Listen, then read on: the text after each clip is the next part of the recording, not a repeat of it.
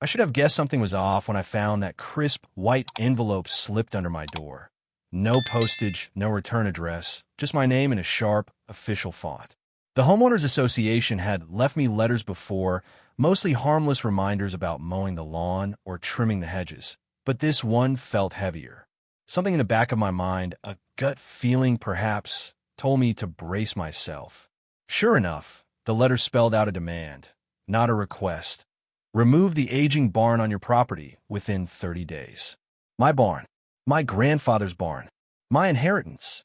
As I stood in my cluttered kitchen, a faint swirl of dust motes caught the morning sunlight through the window, and I felt my temperature rising. That old barn was more than an outbuilding or a storage shed for musty antiques. It was the heart of my family's legacy, the tangible reminder of my ancestors' grit and craftsmanship. Its weather-worn boards and rusted metal roof told stories of storms survived, harvest celebrated, and Sunday afternoons spent with my late grandfather. Every chipped plank, every squeaky hinge held a piece of my personal history. And yet, here was this new HOA, made up of neighbors who probably didn't even realize I was the one who had championed the local historic preservation initiative years ago.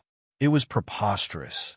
They were demanding the removal of a structure they perceived as an eyesore, blissfully unaware that the very person they were lecturing was the head of the Historical Preservation Society in the county. I flicked the paper in annoyance. These pages never told the full story.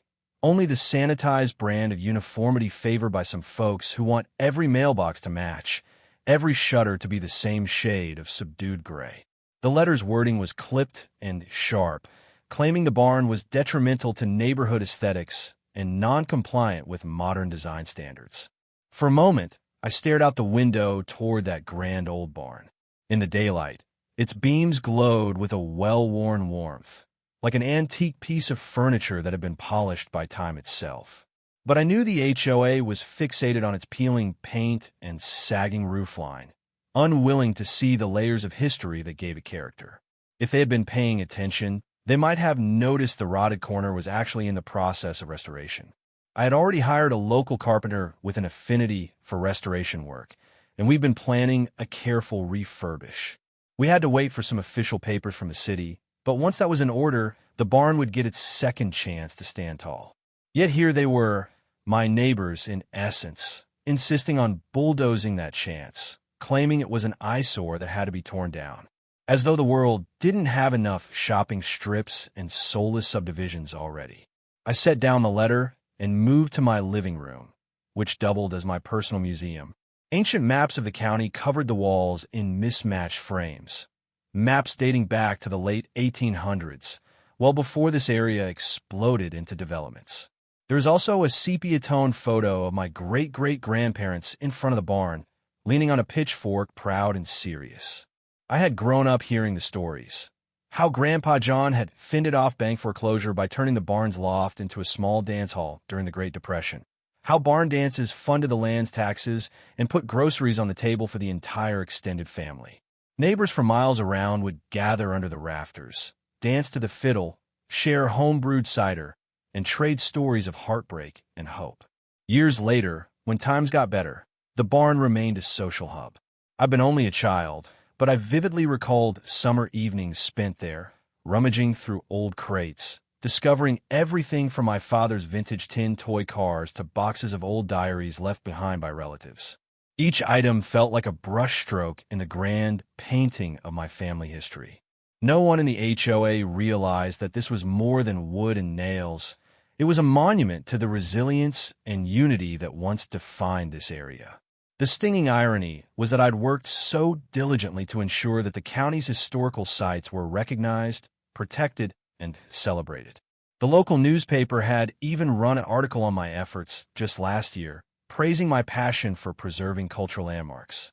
But, in a twisted bit of fate, the new board members, most of them newcomers to the area, must not have followed local news or maybe just didn't care. They had no idea who they were dealing with. Snatching the envelope back off the table, I read the demand again. 30 days. Not a lot of time, but more than enough for me to mobilize. I wouldn't just file an appeal. I intended to educate and, if necessary, go to war for my barn.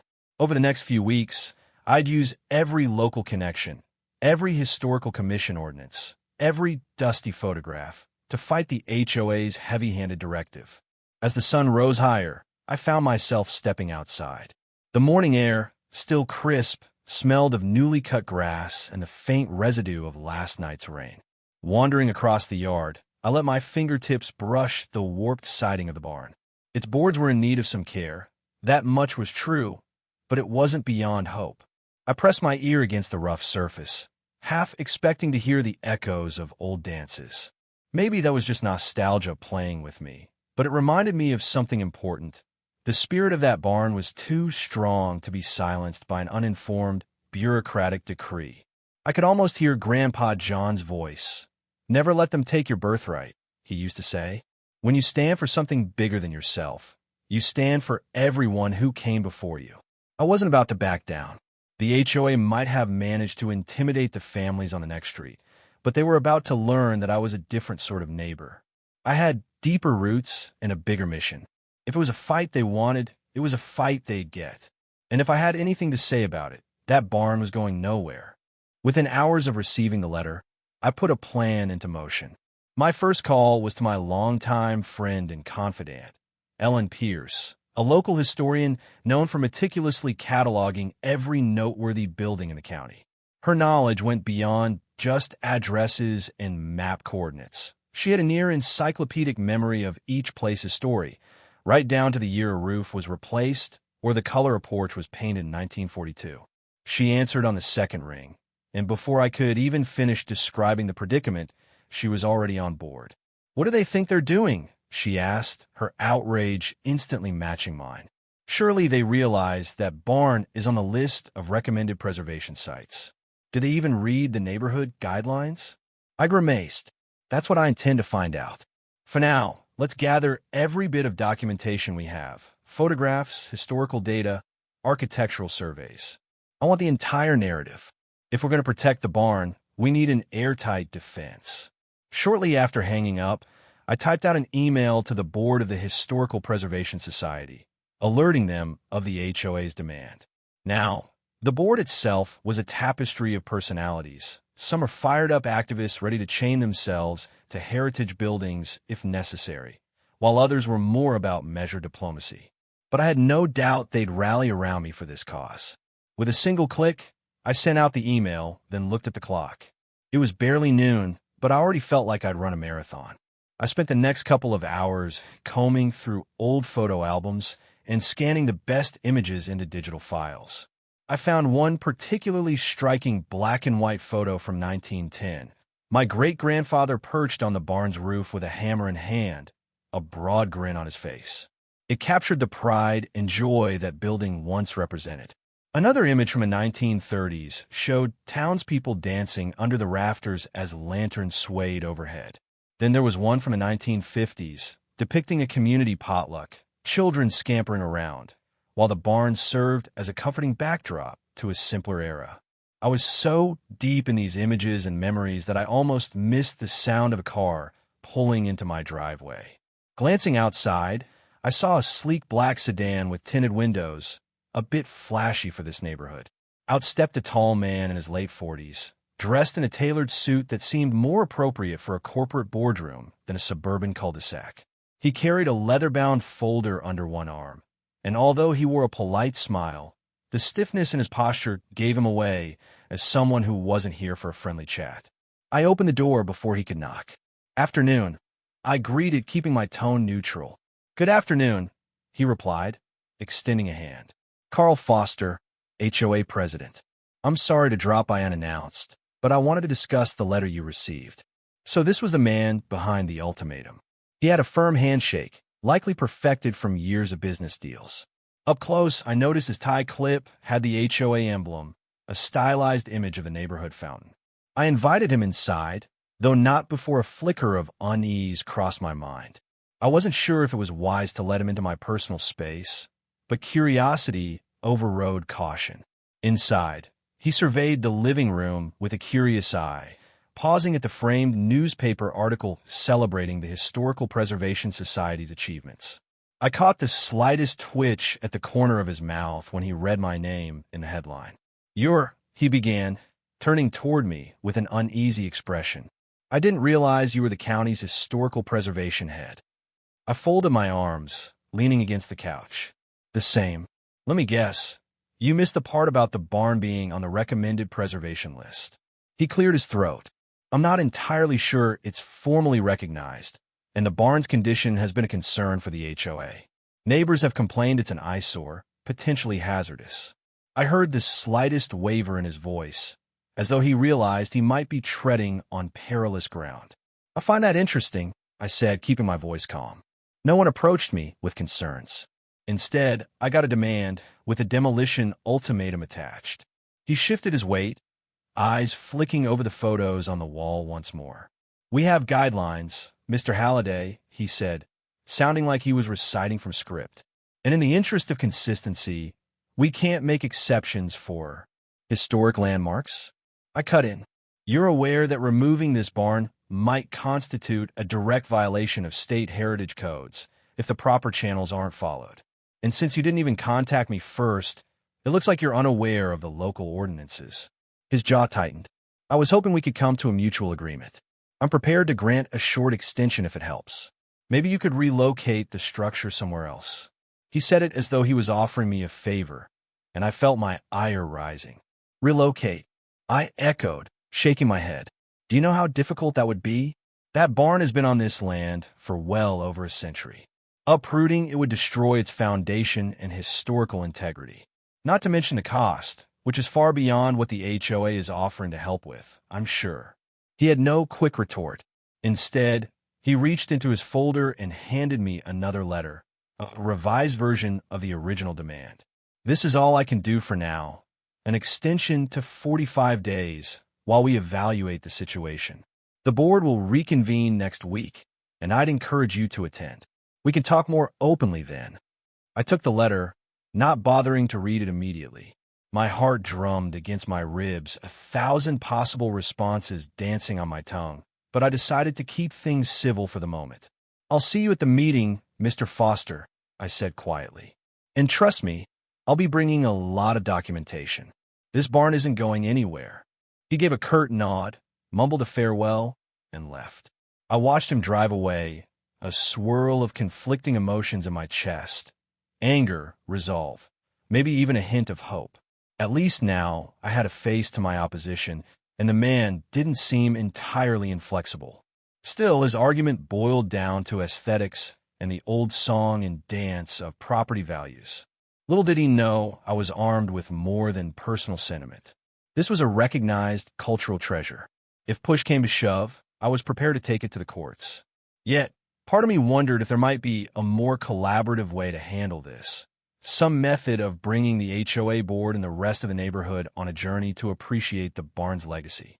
With any luck, that path would reveal itself soon enough. Over the next week, I hardly slept. The Historical Preservation Society rallied around me, and we convened in our modest, brick-walled headquarters downtown, a building that had once been an old post office in the 1890s. The scent of old books and freshly brewed coffee clung to the air as members trickled in, each carrying stacks of documents, photographs, or legal references. Ellen had set up a projector to display slides of the barn's best angles, the ones that would make even the most hardened skeptics see its unique charm. As the meeting got underway, the Society's chairperson, an elegant woman named Dr. Marjorie Cummings, spoke first. She was in her late 60s, with a gentle demeanor that masked her fierce resolve. "We've faced similar challenges before," she said, her voice even and measured. "But never quite so close to home, Thomas. This is your personal heritage, but also our county's heritage. Rest assured, you're not fighting alone." I nodded, grateful for the support. One by one, members presented updates on what they dug up. A local archivist had found old land deeds proving that the barn and its surrounding acreage held significance from the earliest days of the township's incorporation. Another researcher had stumbled upon newspaper clippings that featured the barn as the backdrop for local fairs, charity drives, and even a brief cameo in a 1940s documentary about rural life. Ellen offered a wealth of architectural information, explaining that the barn's unique hand-hewn timbers indicated it was among the oldest of its kind in this part of the state. She also had an uncanny knack for turning facts into a compelling narrative, weaving stories of people who had danced under its roof or sought shelter during storms. It was the kind of material that could transform the barn from eyesore into irreplaceable gem in the eyes of public opinion. Meanwhile, I was busy gathering testimonies from older residents who still remembered the barn's glory days. Through phone calls and in-person visits, I collected their reminiscences. The Sunday picnics, the harvest dances, the times kids would sneak into the loft to tell ghost stories on Halloween. Each story added weight to the barn's significance, painting a vivid portrait of a communal gathering place that had been a pillar of this region's culture. The day of the HOA meeting finally arrived. In the neighborhood's community center, a modern, functional building with fluorescent lighting and austere gray carpeting, I set up a small exhibit in the lobby. I placed oversized posters with archival photos of the barn's storied past, accompanied by short captions highlighting key historical moments. A few passers-by paused to glance at the images, their curiosity piqued.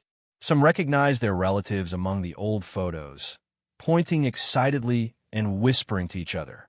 Others shook their heads in disbelief, clearly unaware that the barn had this much history behind it. I stepped into the boardroom, where a long table was flanked by rows of seats for residents.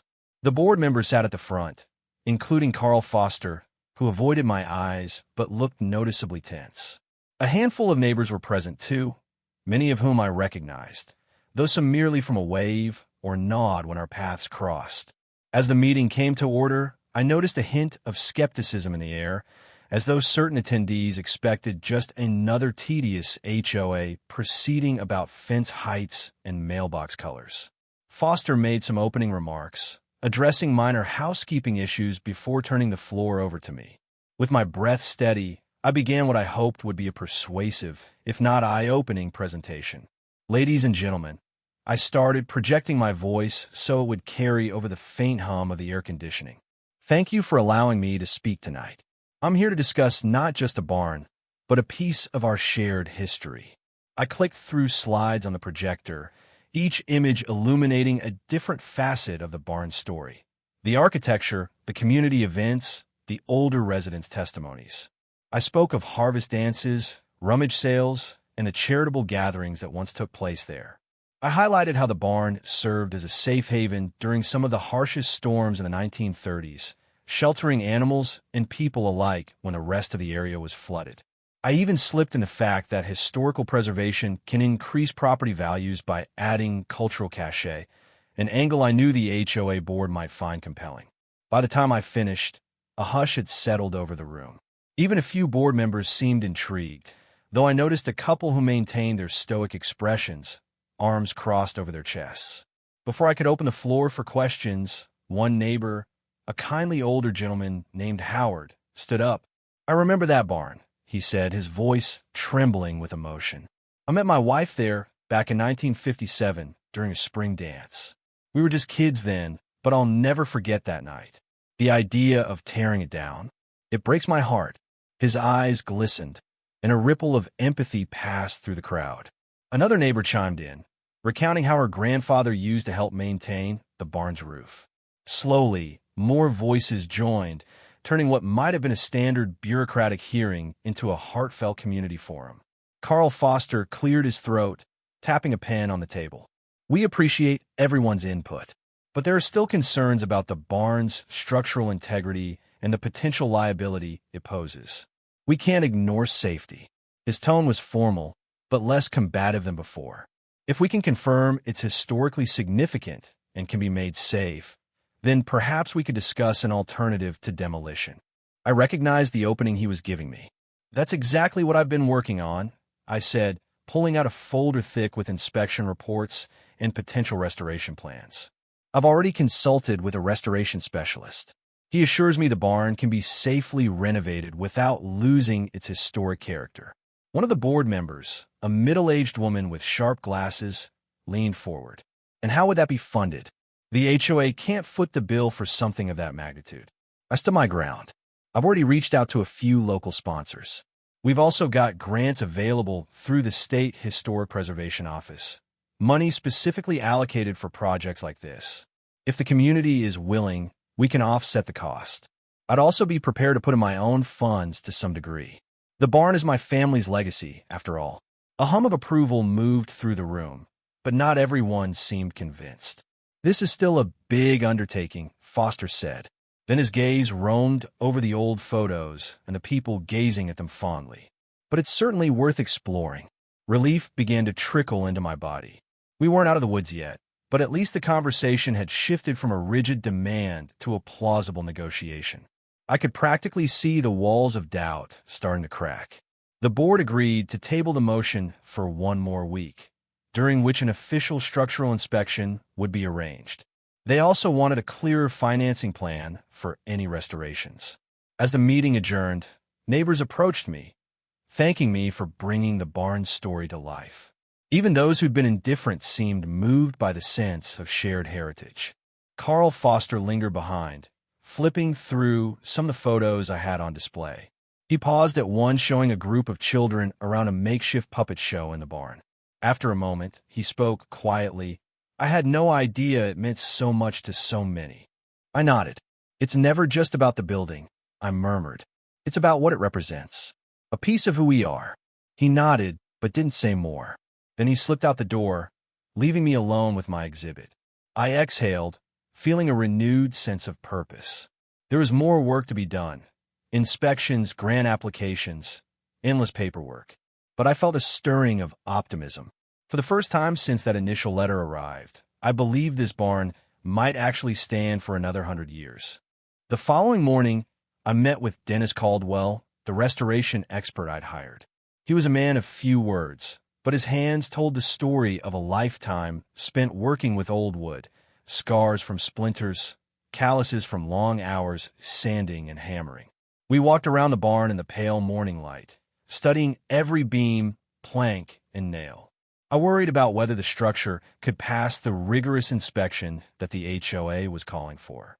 This barn is old, all right, Dennis drawled, running his hand along a sun-bleached board.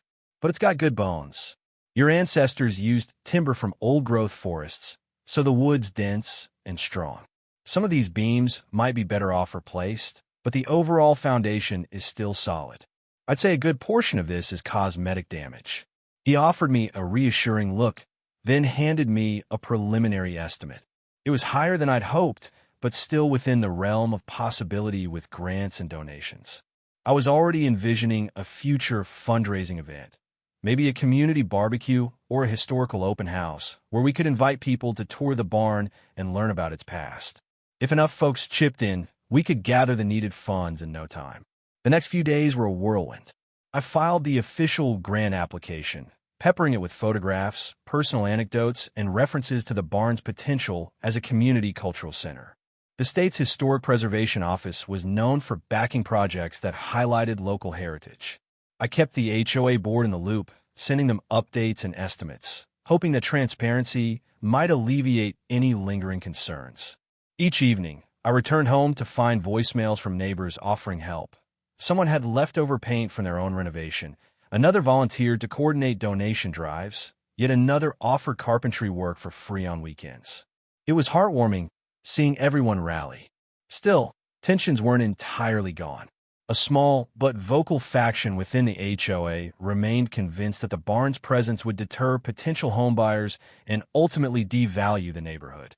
They peppered social media pages with complaints and dire predictions, some even accusing me of clinging to the past at the expense of progress.